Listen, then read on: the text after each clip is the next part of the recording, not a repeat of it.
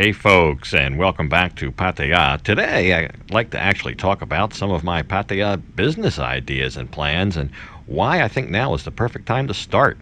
Might be a really good time to start a business. I'll tell you what I think and why. But we'll cruise down here. We're on Second Road right now. We'll cut over to Walking Street. It's early in the morning, not a lot of people out, so we'll have some reasonable time to talk. But I want to have some fun with this. We're definitely going to have some fun talking about these business ideas and looking at the concepts. So let's just jump right in.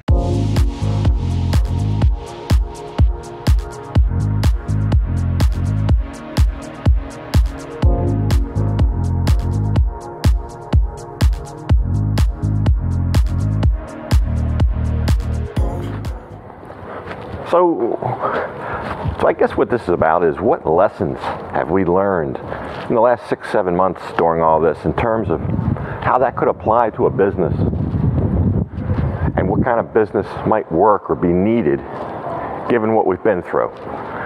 And I guess I mean, when there's no tourists here, what kind of business would still work?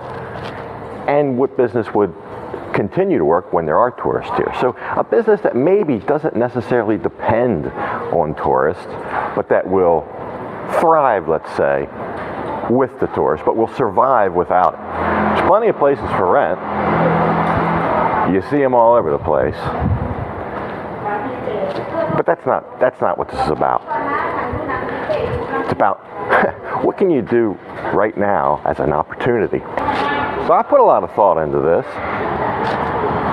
And if your customers are tourists and they're not here, that seems like it'll fail. So these maybe aren't lessons that we've learned.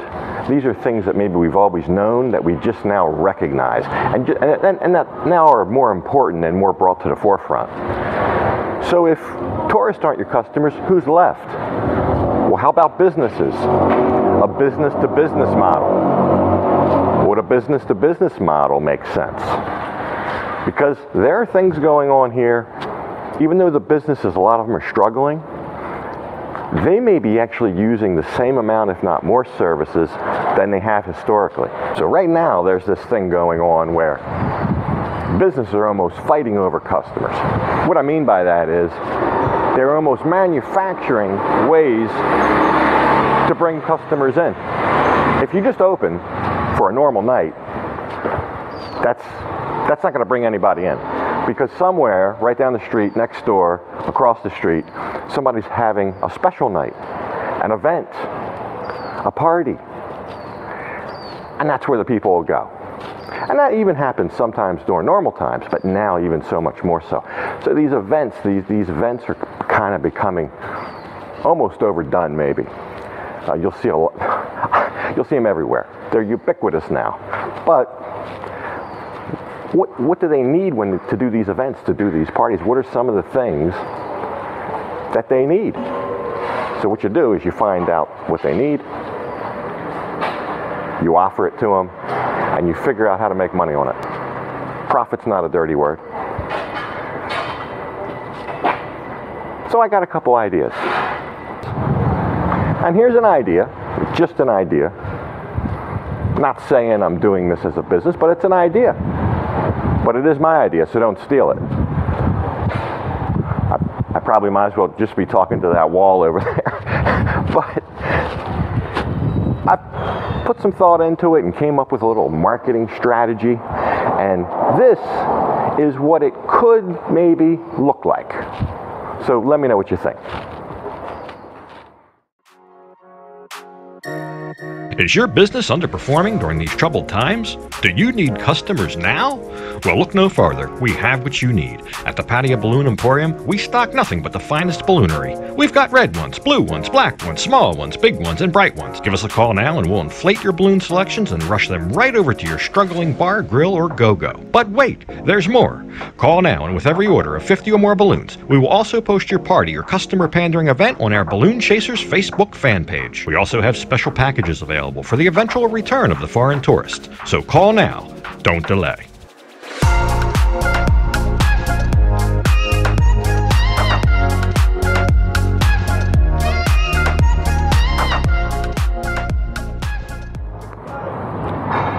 So I don't know. Think that might work? Don't worry, I got a bunch of ideas. That's just one. So I'll tell you something else that happens here, and it probably happens other places as well. It just maybe not at the same level that it happens here. But you know, businesses turn over. And here there's a big turnover. And every time a business turns over, it changes from one thing to another. I'll give you an example. Right across the street from me on Soy Bacow here, you see that green netting? That corner building right there has like a little black and yellow overhang. About a year and a half ago, that was a Family Mart. Family Mart, basically the same as 7-Eleven, convenience store items.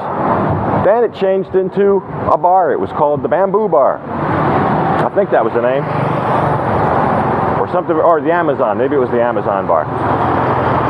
Something like that. Doesn't matter. Because it's not about that. It's about the concept. So it changed from a Family Mart to a bar. They gutted the place. They had to do what's called a build out.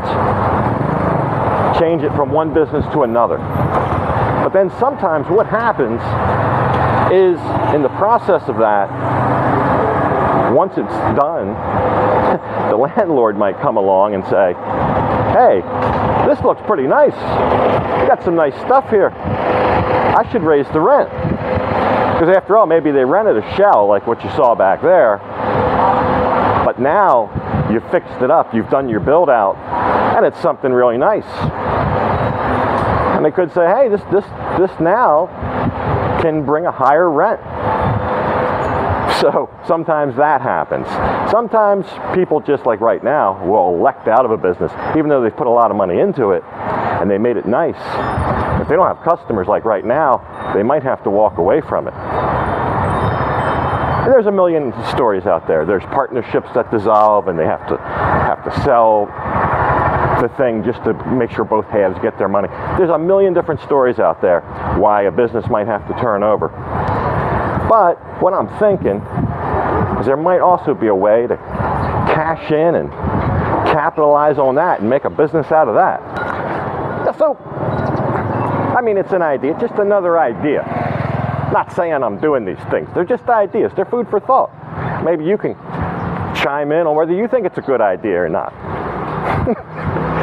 But I did come up with some marketing strategies and a plan for this, so we'll take a look at that. While you guys do that, I'm gonna go find some breakfast. I'm hungry. But take a look at this. Hey bar owners, is your landlord squeezing you out with big rent increases? Or maybe your lease has expired and they won't renew. Maybe it's just time to walk away. But what about all that cool stuff you purchased to make your business shine? Surely you won't leave all that swag behind for someone else to get rich off of? Will you? Of course not. Because you're going to call Pattaya Wrecking and Recovery. At PWR, one call does it all. Our team of professional engineers has your best interest at heart. Maybe you want full recovery and transportation of your valued fixtures, or maybe you just want the place wrecked and gutted. Either way, PWR has you covered. They won't even recognize the place when we get done with it, so call now for a free initial consultation. You'll be so glad you did, I guarantee it. Your landlord, though, not so much.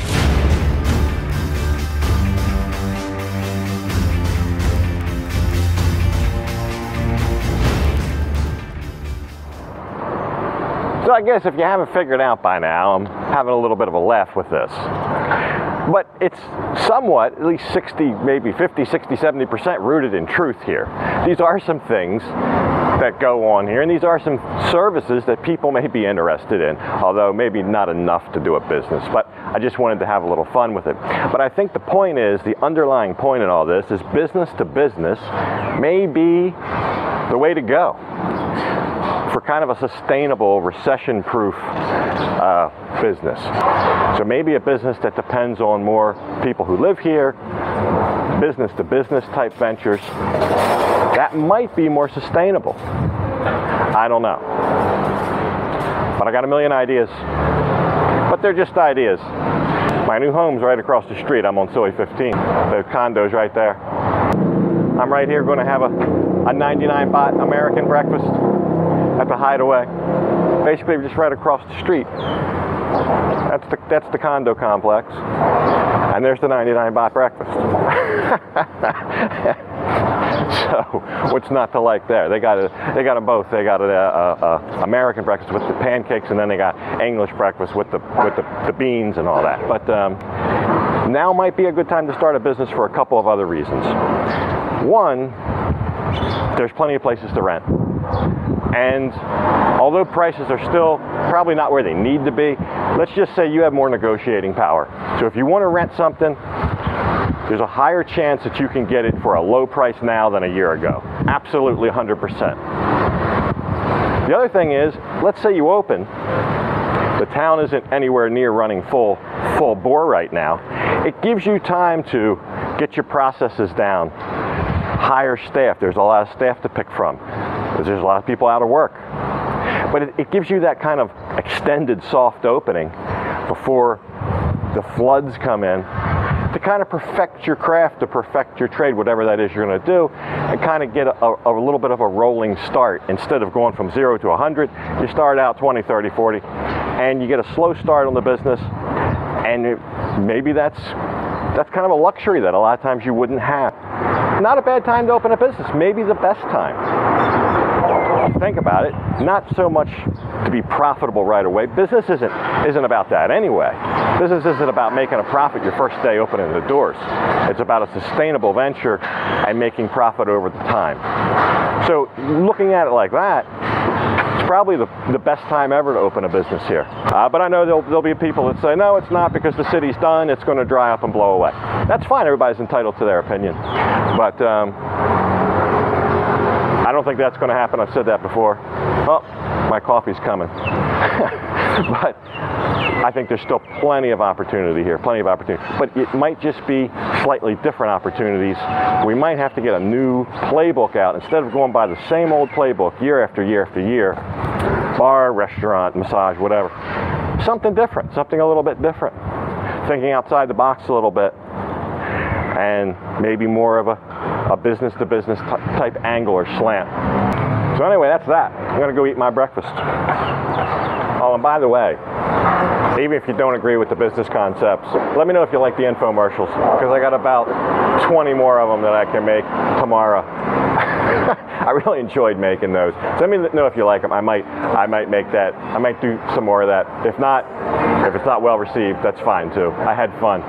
But let me know your thoughts, even if you disagree with the business concept, of course. It's that time.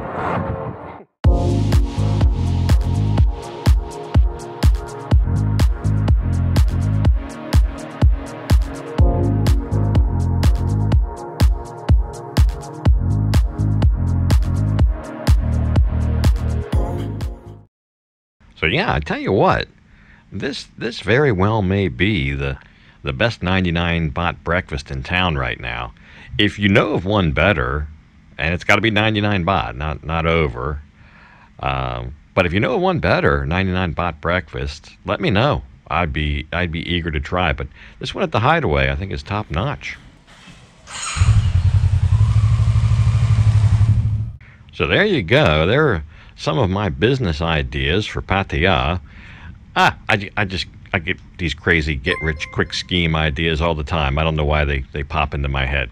But they're not all golden, I assure you that. They're not all golden. So don't take it too seriously.